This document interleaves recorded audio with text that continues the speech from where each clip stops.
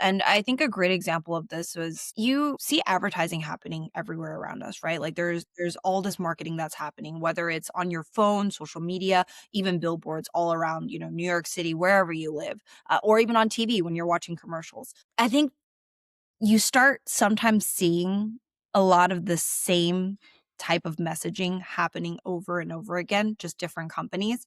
And it becomes very clear that you can't really tell the difference between company A, B, or C if I were to remove those logos, whatever the ad that I'm seeing. Why does that happen? It's because similar to what you just talked about, which is you're losing that human side of things, right? And as the value that you can provide, it is that human thinking. It is the human side of what does this message look like? What does a story tell? You can definitely leverage tools and AI to help you with that, Without a doubt. but the core of where you start can't just be within that itself, right? Because if you do that, then literally everyone has the same message. Everyone has the same tagline. Everyone has the same, idea. And at the end of the day, it becomes one of the things where it's like it's a sea of sameness, and you don't want that. So I think that's the value right there. That level of like creativity, that level of ideas. If you can come up with that and then use the proper channels, the proper tools to help you get to the finish line, that to me right there is the perfect, collaboration between like us and all this technology that we have access to now. But if you just only leverage technology as like your own brain, as your own creativity, there's a huge missing piece that I think is definitely going to be not the best way to be leveraging this tech that we have now. Yeah, there's almost a laziness coming through, isn't it? Mhm. They're just going to do it for me. I think that you've really put a super clear frame around it. It is about ideas first. Let's be really expansive in our thinking. That is what sets us aside from the machine. And so the more we're asking questions, being curious, flexing that creativity, building that collaboration, all of that is the thing that is just going to help us grow all the time. What you're explaining is a real higher level thinking. Mhm. And I guess the challenge is we're all really busy, aren't we?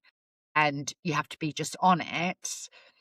It's about developing the way that you think so that your thinking is whilst you're working, and I'll take back to like you talking about watching shows and how you go into a deep dive afterwards. You're going into a deep dive because while you're watching the show, you're asking yourself lots of questions, aren't you, whilst you're actually watching it?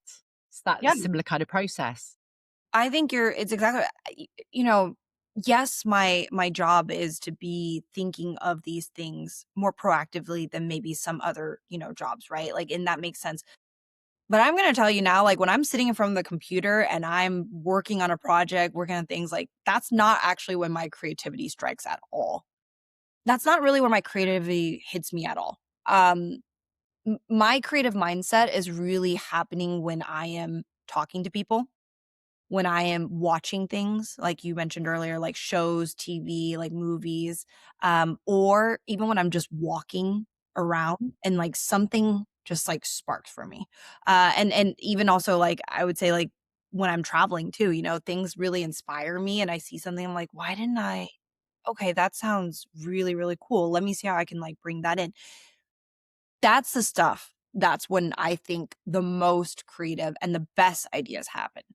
So you've brought me back to another skill, actually. Hmm. And I think that's about being present and noticing. Hmm. Because if you're constantly distracted, your mind's fuzzy thinking about 101 things and you can't anchor yourself in the present, you miss those opportunities.